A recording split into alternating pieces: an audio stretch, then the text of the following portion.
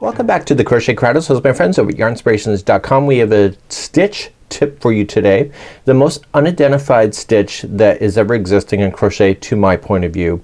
And in fact, the half double crochet is a stitch that I rarely try to design with because I'm most likely going to send crocheters over the top for missing stitches. And it's really not the crocheter's fault. It's actually the project and the way that it's working out. The fact is that we misidentified the stitch. So when you look at the breakdown of a half double crochet, you can see that it's kind of squatted. When you look straight up, there's no top of the house. The top of the house is either leaning in this direction or it's leaning in this direction. It's not directly there. So if you missed it, it's not your fault. It's because you have to lean one way or the other. And you can go either way. In double crochet, when you look at the top of the house, at the top of the stitch, you see it's right there. So it's very easy. You follow it right up. So you don't have to go one way or another, so you can determine how that's going to work. In half double crochet, when you stick your hook in, it's always to the one side. Do you see that? So it always kind of feels wrong. So most crocheters, when they're doing afghans that are in the circle, they either miss the first stitch or they skip the last stitch going into the corner, which throws their counts off each and every time.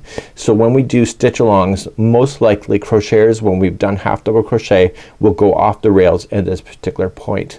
So keeping this simple, if you have half double crochet in the rows, if the designer puts in there chain 2 does not count as a stitch, I am most likely going to be successful.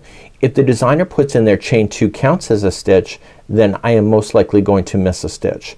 And that's just the way it is. And most crocheters that I know in the stitch alongs will also do the same thing of missing a stitch. I chain 2. My first stitch is right here. If it does count, the first stitch is here. So let me show you what happens if it counts. And this is why I screwed up. So if I say the next stitch, do you see how it pulls over like that? Oh my goodness. That's where I screw up every time because it looks wrong to me. So, and then when I come back the other way, I miss it. So just say chain 2 is not a stitch and start immediately in the first one and just half double crochet across. Whatever you're doing like that. Stitch here is your very last stitch of your project. So when you turn it, you can just turn around. Chain 2 does not count as a stitch and start immediately in the first one. So it's a way to not miss stitching by making sure it doesn't count as a stitch. So let's just do it and I'll show you. So chain 2, they say it counts as a stitch and then you immediately start double crochet or half double crocheting in the next one. It works. It's just I'm most likely to miss it. Turn and it says chain 2 doesn't count as a, or it counts as a stitch, so chain 2 and I start in the next one. Do you see how it changes the shape? And the trick is that if it's going to count as a stitch, this is not your last stitch like it would be. So let's take a look at doing a square with half double crochet. Most crocheters will either miss the first stitch or they'll miss the last. Sometimes they do both and then they end up growing extra stitches without really realizing it.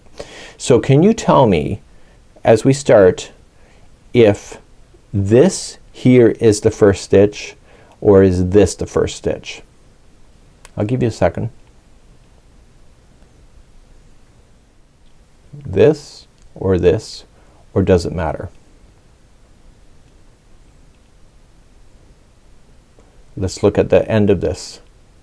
Is the end of the stitch, the end of the row, is it here or is it here? Or does it matter? Okay, so I'm going to start my edge. I'm going to start my corner like I would. If I do half double crochet in a design, I will usually say chain 2 does not count as a stitch, and I'm doing that on purpose just like I showed you with starting a row. And so usually it's two half double crochets that make up a corner. So if this is not a stitch, this chain 2, then I have to throw in 2 half double crochets. In the world of crochet, I always toss in my first stitch right here. That means that I have to shift this out of the way and get it in that tight little hole. And that's the first one. Some people start that this is their first stitch. Now when you're looking at the other side, if you decide where I normally start right here is the first stitch, right where I'm pinching, then my last stitch is right here. Okay?